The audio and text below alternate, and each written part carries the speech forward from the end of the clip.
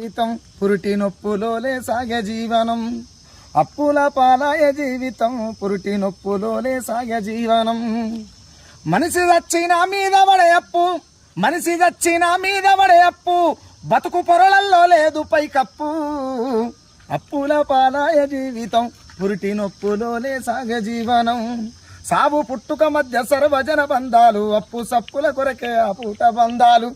ఆడు ఆయనకి ఏ అవసరం లేకపోయినా డబ్బు అవసరం ఉందంటే ఆటోమేటిక్ చుట్టం అవుతున్నాడు. అది ఏందో అర్థం కాదు. విందులు సందులు సంసార బంధాలు, మనిషి బతికేందుకు ఎన్నెన్నో రంగులు. మనిషి అంగి లోపల ఉన్న బనీను పొక్కలు, మనిషి అంగి లోపల ఉన్న బనీను పొక్కలు, తీరొక్క తిప్పలు తీరని పొంగులు. అప్పుల పాలాయ జీవితం పురిటి నొప్పులోలే సాగే జీవనం. మనిషి దచ్చిన మీద పడే అప్పు, బతుకు పొరలల్లో లేదు పైకప్పు. పిల్లలైనా అప్పే, పీనిగైనా అప్పే, పెళ్లి చేసిన అప్పు, పేరుకైనా అప్పే. ఎందుకంటే నేను ఇప్పుడు ప్రస్తుతానికి వచ్చిన దావత్కి వచ్చిన దావత్ చూస్తే ఆడంబరం అదంతా చూస్తే వాడు సంవత్సరాలు పొడుగుతో చేస్తాను జీతం ఎంత వస్తుందో తెలియదు. ఖర్చు మాత్రం చాలా ఘోరంగా ఉంది.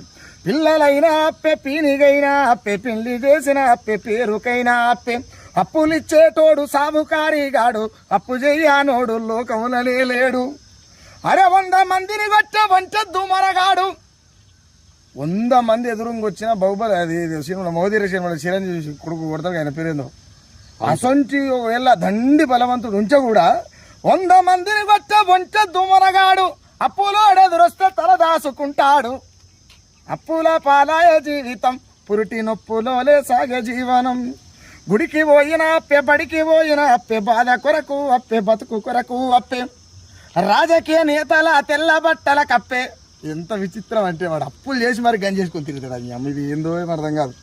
రాజకీయ నేతల తెల్ల బట్టల కప్పే, వెనక తిరిగే మందు తాగిన అప్పే. ఎందుకంటే మందు తాగకపోతే మరి తెల్లారించి రాడు. ఈయన ప్రేమతో కాదు ఆడు వచ్చేది.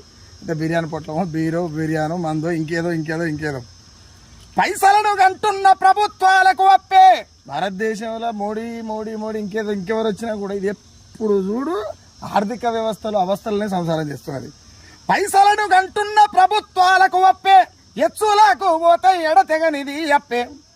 అప్పుల పాలాయ జీవితం పురిటి నొప్పులోలే సాగే జీవనం. మనిషి చచ్చిన మీద పడే అప్పు, మనిషి చచ్చిన మీద పడే అప్పు, బతుకు పొరలల్లా లేదు పైకప్పు. ప్రతోడు పేదోనికి ఒక కళ ఏందనంటే, ఎవరికైనా పేదోడని కాదు, ఉన్నోడు లేనోడైనా సరే ఇల్లు కట్టాలని ఒక కోరిక ఉంటుంది. కానీ ఇల్లు కట్టిన ప్రతి ఒక్కడు భూమి మీద ఇప్పటిదాకా ఇల్లు కట్టినోడు ఎవడైనా సరే, టోటల్గా ఓవరాల్గా భూమి మీద ఇల్లు కట్టినోడు ఎవడైనా సరే 99% ఆడు మీద వేసుకునేది కప్పు కానే కాదు, అది అప్పు. మీద వేసుకునేది కప్పు కానే కాదు రయ్యా, అది అప్పు తీరేసరికి ఈయనకు ఇంకో కప్పేస్తారు ఊరవతల.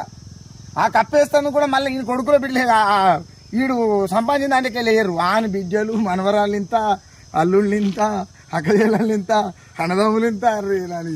మళ్ళీ ఆడు చచ్చినాక కూడా మళ్ళీ కోసుడు పీకుడు మళ్ళీ అప్పే.